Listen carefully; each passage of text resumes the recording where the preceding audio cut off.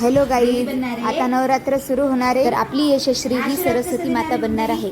तर तुम्हाला बघायचं का तिचं लुक कसं आहे कसं नाही.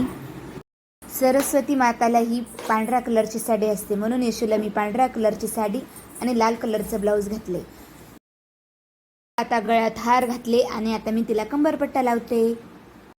तिला आता लिपस्टिक लावली, काजळ लावते, आयलाइनर लावते. ती किती शांत बसली आहे. ही बघा तयार झाली आहे सरस्वती माता. कशी वाटते सरस्वती माता? मुकुट पण घातलाय सरस्वती माताला, टिक्का लावलाय.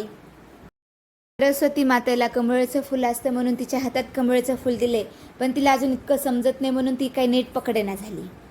सरस्वती मातेला हे विद्येचं देवता मानले जाते, म्हणून आता मी यशूला अभ्यासासाठी पुस्तक देणार आहे. ती बघा किती छान प्रकारे अभ्यास मात्र करायली. आपण कशी वाटली तुम्हाला छोटीशी सरस्वती माता? आवडली असेल तर लाईक, शेअर आणि सबस्क्राईब करा.